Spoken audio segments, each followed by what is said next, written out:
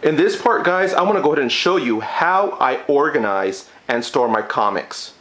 Majority of you out there have one specific standard way of storing comics that at least I've seen. Everyone seems to store their comic books alphabetically. Now, I understand that that's usually the best method, or at least the normal type method for everyone to do, basically having all A's, all B's, all C's. With that, for me, it became a little confusing and irritating when it came to keeping things organized, or at least keeping things correct, okay? And this is what I mean. Let's pretend that this comic book box is all A's, okay? Nothing but A's. And over here in this box is nothing but B's, okay? Examples: Batman, Brave and the Bold, and I don't know, Baby Boop. Sorry guys, my brain is half dead right now. So you get the point. All B's, all A's in there.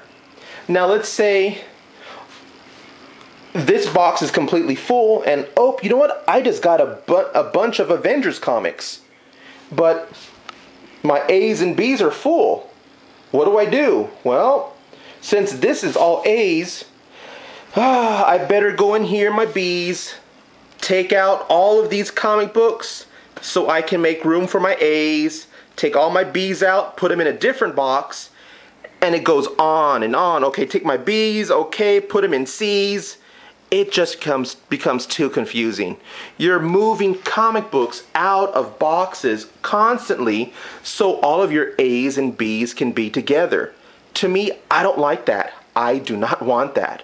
So instead, with my system, guys, how I developed, I took out the alphabetical. I said, screw it, just make standard categories of comics.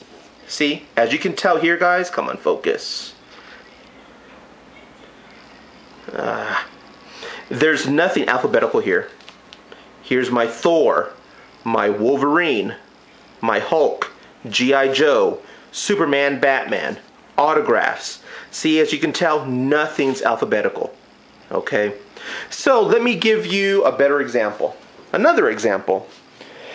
This box serves a perfect example of my first collection, my first comic book box, which I was able to obtain within a month and a half of collecting comics. I filled up one whole box that quickly.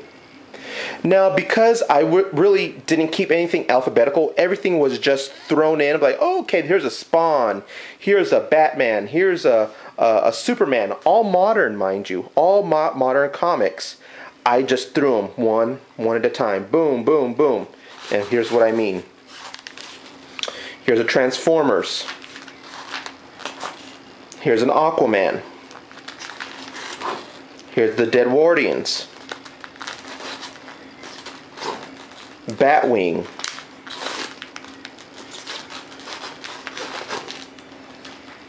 Hack and Slash. Okay, so you get the point. Everything is mixed. Now, the reason for these guys, the reason for these dividers, I started getting dividers pretty quickly. Once I found out that there was a title that I really enjoyed, for an example, X-Men, okay, I started buying more and more X-Men. Once I get 4 of the X-Men titles, 4 comic books, I know automatically, oop, I have 4, it deserves a divider. I get a divider. I get a divider, get all the X-Men comic books out of here, boom, categorize it. Same thing goes with the Hulk. I started getting more and more Hulks, throw them right in there. Now the Hulk category, guys, basically means everything. Incredible Hulk, Fall of the Hulks, World War Hulks, just the standard Hulk. You know, every volume, 1, 2, 3 of the Hulks, Incredibles, go in here. Okay, so I really don't exclude any of the Hulk titles. If it has the Incredible Hulk in it, it goes into the Hulk section.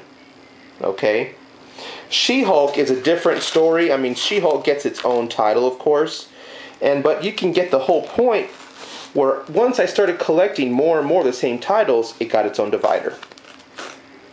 Once I had a box filled with dividers, I would move any extras, of course. Like say, you know, I had a couple extras of just standard one-shots and, you know, standard titles, 1 or 2 titles. I'll take that and move it into its own empty box. I would go out, buy another empty box, and just label it. See, this one's 1A random. The next box will be 2A random. That empty box, of course, will be specifically, again, I would start over. And this box, once it transforms into nothing but dividers like this one, like I said, the randoms get pulled out, the box gets labeled 2A modern, and that's it. Gets the cover, goes right there on the rack.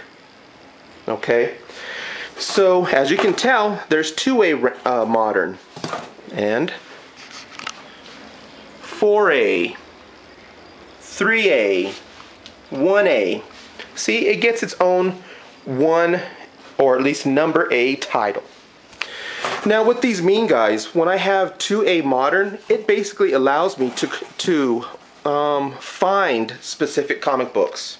Okay, so everything in this comic book box, guys, is labeled 2A modern, and I reference these comic books onto my comic book application right here, right there.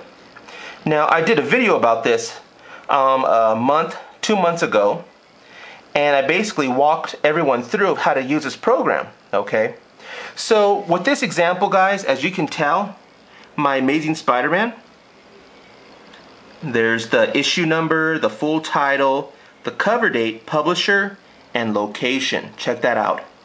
3A, 1A. So when it comes down to it, guys, like, oh wow, where's my Amazing Spider-Man number 627? Do I have that comic book? Yep, it's right there, and it's in box 3A. So then I'll go over here to my 3A, go into my Spider-Man section, and dig through for it. Okay, 658. Once I find it, I pull it out, and boom. And that's pretty much how it is, guys, for every single comic book that I have. Every comic book that I have, it's on that program, labeled and numbered. So I know which box and basically which divider it's going to be located in. Okay? So that's pretty much, guys, how I organize and collect my comic book and comic book database. If you have any questions, comments, concerns, let me know. My next video that I'm going to be doing, I'm going to be going ahead and finishing up my 1-year anniversary by showing you guys all of my favorite covers and comic books through this whole year, basically. Everything that I loved out of 670 comics, I'm going to show you one at a time, not each one, but a certain few that have really sparked my interest, that I really enjoy. So thanks for watching, guys, and stay tuned for part 3, and yeah, peace out.